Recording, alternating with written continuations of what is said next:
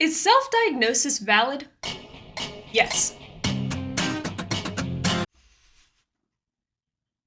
That joke really never gets old. Sorry about that.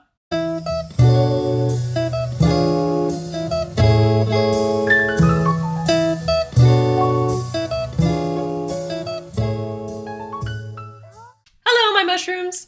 Welcome back to my channel. If you're new here, welcome to my cozy corner of the internet where I aim to spread autism awareness and hope through my story. Today, we are going to discuss all things relating to self-diagnosis. Why it's valid, when it's harmful, whether or not a clinical diagnosis is required, to pursue or not to pursue a clinical diagnosis, and my recommendation for how to approach a self-diagnosis. Let's start with number 1. To pursue or not to pursue a clinical diagnosis. There are several reasons why someone would want to go through the diagnostic process, and several reasons why someone would not. Let's discuss a few. 3 reasons someone might want to pursue a clinical diagnosis. Number 1. It provides internal validation. It's really common for late diagnosed autistic people in particular to struggle with imposter syndrome. It can be a struggle for people around them to understand how autism can present itself in people, and therefore they can make it hard for the autistic person to truly see and understand themselves. And due to ASD being a spectrum, they might not relate with other autistic people who present their traits differently, making imposter syndrome even worse. They might think, well, if I'm not exactly like this person who's clinically diagnosed, then I must not be autistic. Number 2. It provides external validation. It is really hard to challenge people's preconceived idea of who you are, especially people who have known you for years or even your entire life. Having a clinical diagnosis would make it harder for them to deny that you're actually autistic. Number 3. You can access accommodations. This is the biggest and most important benefit for getting a clinical diagnosis. Without one, you could be denied access to accommodations because you can't prove that you're autistic. Unless they've spent time with autistic people or have a really good understanding of the neurotype, they are unlikely to take you seriously if you don't seem autistic enough. Now let's go over 4 reasons why someone might not want to pursue a clinical diagnosis. Number 1. There are no medications for autism or ongoing support after a diagnosis.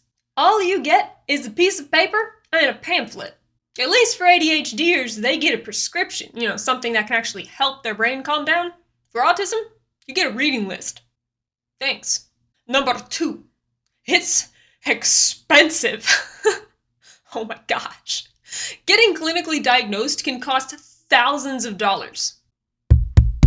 Did you hear that? Thousands of dollars.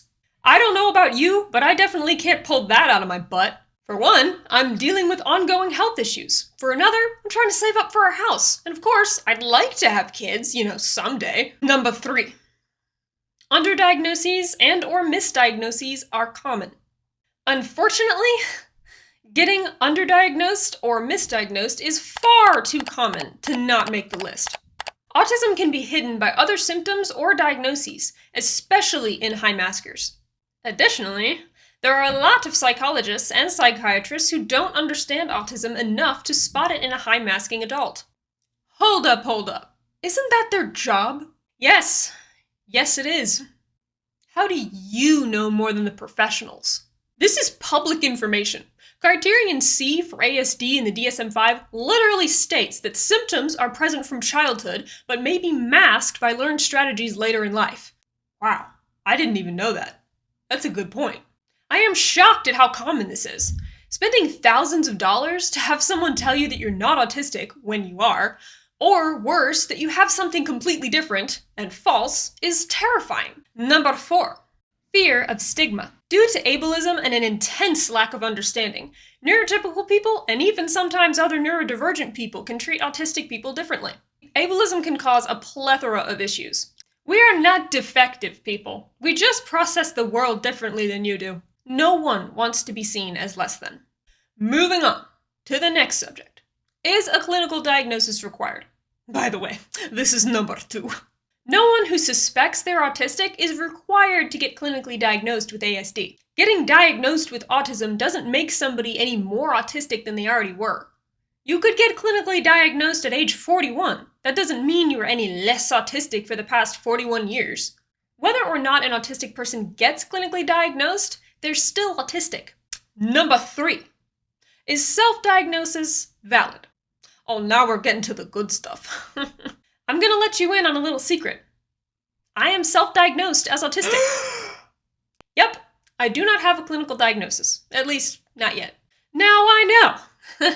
There are probably a handful of people who are getting ready to discount everything I have ever said about autism simply because of that. But they are also likely the type of people who deny the fact that I'm autistic, regardless of whether or not I had a clinical diagnosis. The kind of people who'd say things like, "But you don't look autistic," or "You don't act like my autistic cousin," or even, "You're too pretty to be autistic." Thank you? No one who follows my channel or reads my blog can deny that I know what I'm talking about when it comes to ASD. People seem to think that self-diagnosis looks like watching a few autistic TikToks and then proclaiming they're autistic. And while that's a problem that we will discuss later, that is not what self-diagnosis actually looks like. It may start with relating to another autistic person's experience, but that's only just the beginning. For me, it took months of rigorous research on what autism is and extensive self-analysis of my entire life to even move from the question, "Am I autistic?" to the thought, "I might be autistic." Then I collected my research into a big document that I presented to my closest family members, only to discover that my parents had already wondered on multiple different occasions whether or not I was different. And this process of self-diagnosing is honestly how most autistic people come to the conclusion that they're autistic. Every late-diagnosed autistic adult started out as self-diagnosed, which brings us to the next point. Point number 4. Should you pursue a clinical diagnosis? I am not saying that there isn't value in getting a clinical diagnosis. There is. Whether or not a self-diagnosis is enough for you really depends on your situation. If you need accommodations, or you are struggling with crippling imposter syndrome and no one supports your self-diagnosis, then pursue a clinical diagnosis as soon as you are able. However, something I think is really important to remember is that regardless of whether or not you have a clinical diagnosis, you are going to face people who don't believe you're autistic. This is an unfortunate circumstance that all late-diagnosed autistic people, clinically and self-diagnosed, will come across at some point. Whether it comes from family members, friends, or random strangers, someone won't be able to wrap their heads around you and what they know of autism, or what they think autism is. All that to say, if you are only pursuing a clinical diagnosis to prove you are autistic to someone else, it may not be the best course of action. It won't hurt anyone, except your wallet.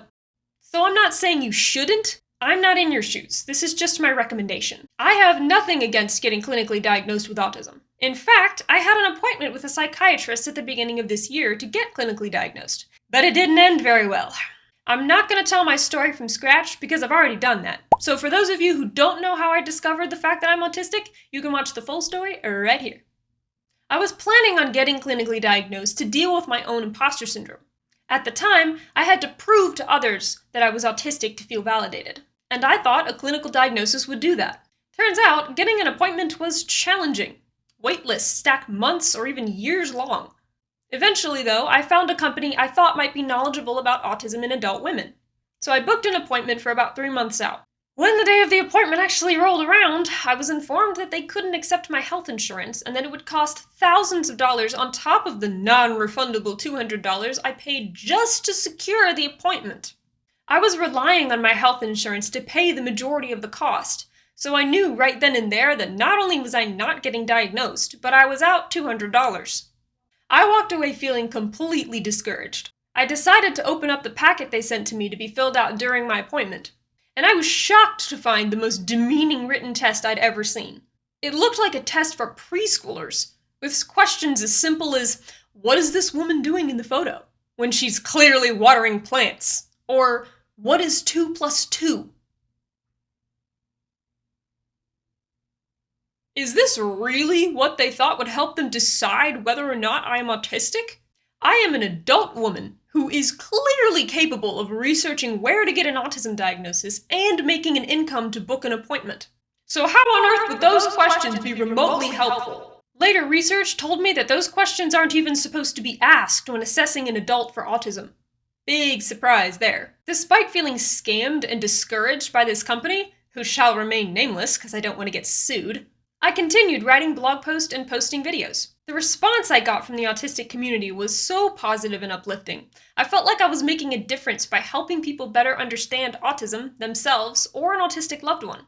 The more time I researched autism and listened to the stories of people on the spectrum, my own doubts started to fade because I clearly saw myself in the diagnostic criteria. Imposter syndrome is still a struggle sometimes, I'm not gonna lie, but I no longer need the approval of everyone in my life to feel validated.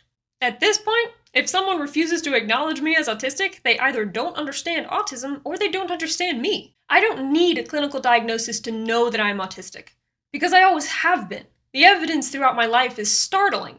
The more people I'm able to reach through sharing my story and knowledge, the less I need validation from people around me. For me, self-diagnosis is enough, and it can be for you too. Number 5. When self-diagnosis is harmful. However, I cannot make this video without mentioning that self-diagnosis can indeed be harmful. Anyone who doesn't thoroughly do their research on any diagnosis and labels themselves with something they don't truly understand is foolish, because it's dangerous, both for the individual and the people who actually have that diagnosis. And Lord only knows how common it is right now to be anxious or depressed, autistic, bipolar, etc. There are so many problems with that line of thinking, I don't even know where to begin. I just have to say, if that's you, please don't be stupid. Please. For your sake and everyone else's, if you relate to autistic TikToks, don't immediately label yourself as autistic. A misdiagnosis is harmful to yourself because it shapes your identity around something that isn't true.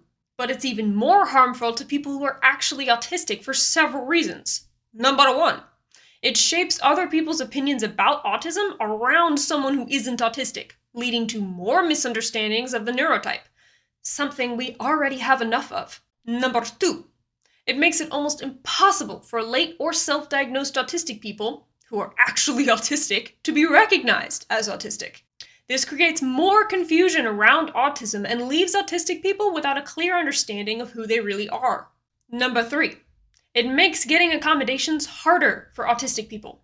Oh, this one is just the worst, but it's true. The more people who claim they're autistic when they actually aren't, the more the spectrum of autism is warped. Please, do not be that person. No one should take a self-diagnosis lightly.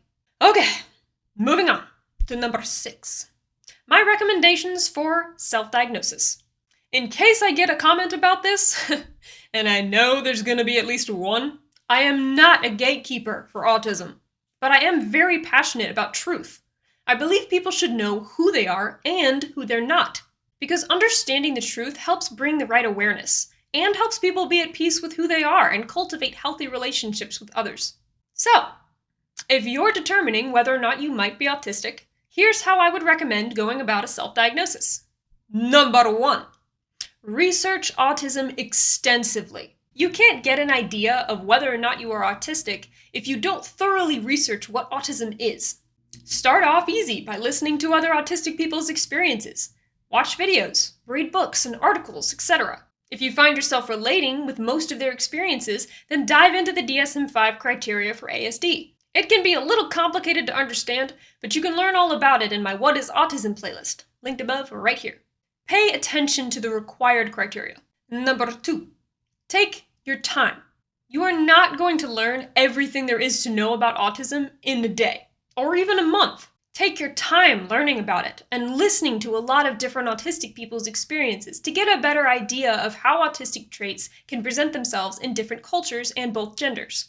Number 3, self-analyze your life experiences. Spend time analyzing your life experiences and write them down if they coincide with autism. If you keep a journal, use it to help you spot autistic patterns of thought and behavior when you were younger. Number 4, talk to your family. If you can, talk to trusted family members about your autism research. They can point out behaviors as a child that you may have forgotten. Number 5, organize your research. It's kind of funny how every single self-diagnosed autistic person has done this in some way, shape, or form. Whether you organize it all in one big document like I did, or use some other form of documentation, make sure to organize all your autism research and your correlating life experiences into one place. This helps you find and make connections between autism and your life experiences. Number 6. Include the autistic traits you don't have. Since autism is a spectrum, expect not to meet every single trait. Documenting which traits you don't relate with can help you decide if you actually are autistic based on whether or not that specific trait is required in the DSM-5 criteria. Number 7. Talk to other autistic people. Find an autistic community online or in person if you can that you want to join. They can be incredibly kind and validating. And that wraps it up for today's video. I really hoped this helped you guys and encouraged those who are unable to get a clinical diagnosis or simply don't want one. Your diagnosis is valid. And if you enjoyed this video and you would like to become a mushroom among wildflowers, please consider subscribing to my YouTube channel or my blog, and I will see you in the next one.